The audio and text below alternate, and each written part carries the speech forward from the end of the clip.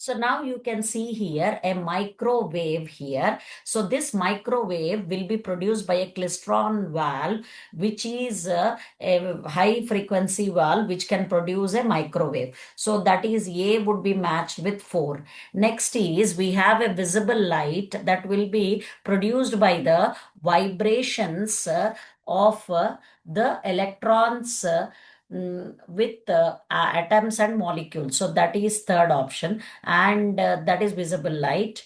Next is we have infrared rays which are produced when electrons in atom of light emit when they move from a higher energy level to a lower energy level. So A4. Next we have B3, and we have C2 and D1. So here the third option would. Now, coming to the question number 41, which of the following statements are correct? So now here you can see that inside a conductor, electrostatic field would be 0. So that is A option is correct. Next, electric field at the surface does not depend on the surface charge density. So here that is wrong. Next is we have the interior of a charged conductor can have no excess charge in the static situation. That is correct. And at the surface of a charged conductor, the electrostatic field must be normal here, perpendicular. So it will be perpendicular to the length dl. So that is correct. And the electrostatic potential is 0. So V surface is equal to V inside here. So that means V surface is equal to V inside. So this is wrong here. So here A, C, D options are only correct. So that is third option. So now coming to this next question 42, for a metal of work function 6.6 electron volt, what would be the wavelength of incident radiation that does not give rise to the photoelectric effect? So let us first calculate the wavelength here. So that is 1240 by the wavelength in nanometers. So now we'll just calculate that value. So that is 1240 divided by the wavelength is given as a 6 point when this is in EV. So 6.6 here E is that. So crisscross to calculate the wavelength here. So that is 6.6. So if I do the calculation, it comes around approximately 200 nanometer here. So the answer, because it should not give rise to, it will be less than that. So 200 would be the answer, because all other options are less than 180 change you will get nanometer, but that should be more, that will not give rise to the photoelectric effect. So 150, 50, 100, that's by just understanding you can say it is less than 180. So greater than that is only first option, which is nothing but equal to 200 nanometers. So first option is correct. Now coming to the question number 43 here. So in this question 43, you can see that in the first excited state, here you can see that an electron energy is minus 3.4 eV. Now the question is, what is the radial distance here of the electron from the nucleus is the question asked. So radial distance, if I want to calculate, so what is given energy E is equal to like we take 9 into 10 power 9 Q1 Q2, so E into E square by Rn we can write here. So that is energy. So Rn is nothing but equal to 9 into 10 power 9 we have 1.6 into 1.6 into 10 power minus 19 and into 10 power minus 19 by the energy in 3.4 into 1 EV. 1 EV is again 1.6 into 10 power minus 19 we can write. So now let us check it out here. So we have 1.6 into 10 power minus 19 will get cancelled. So we have 10 power minus 10 we have. So 9 by 3.4 will be less than 3. If we just do it, it will be less than 3 into 1.6 if we take 18.14. So that is one value we have. Rn 9 into 10 power 9 here, that is energy. We have this is 1.6.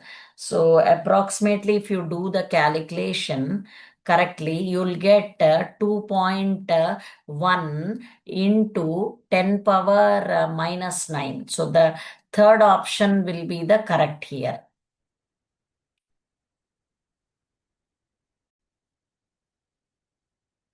Now, coming to this question here, we are having the first excited state being given.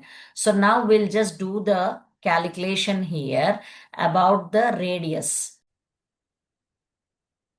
Now, coming to the question number 43 here, let us answer it. So, the first excited state is given as 3.4 eV, and we have to calculate the radial distance Rn. So, that is its energy 3.4 eV in divided, like we have divided by the value here, that is 9 into 10 power 9.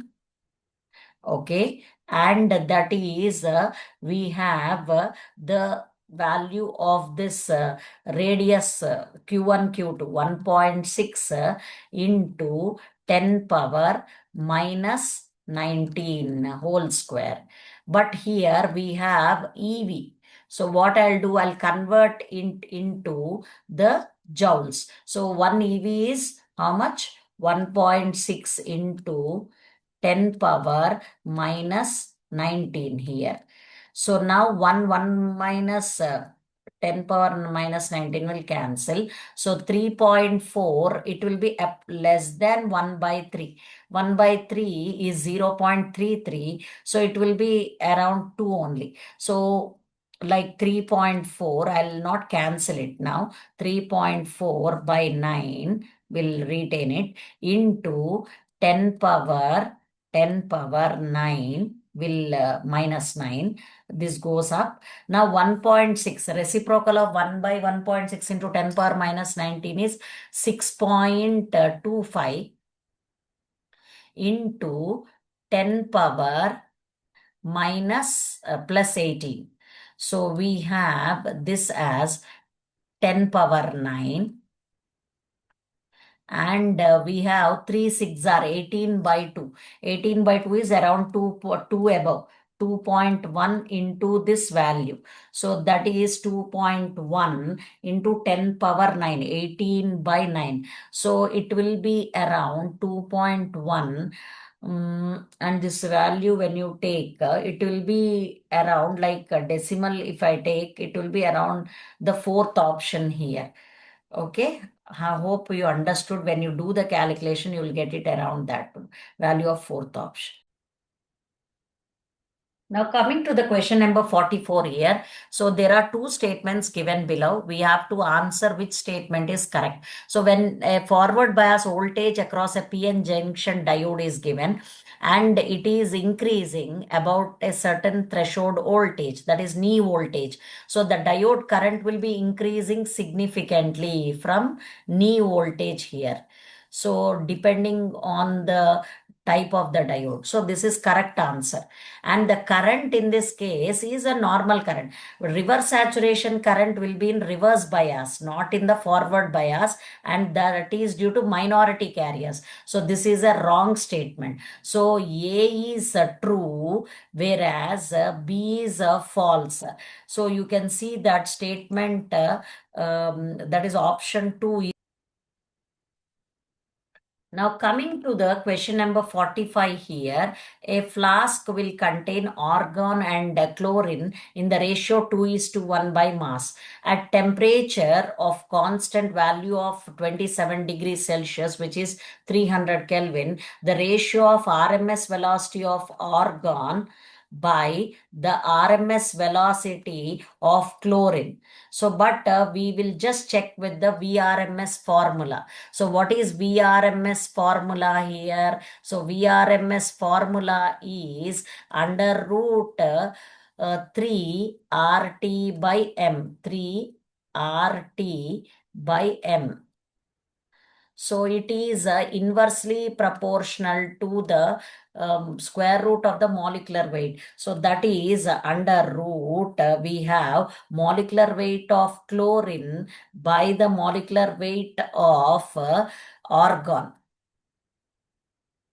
Okay, so that is under root, molecular weight of chlorine is 70 and the molecular weight of argon is nothing but 40. So let us take the values. 0, 0 will cancel here. So now we have root 7 by 2.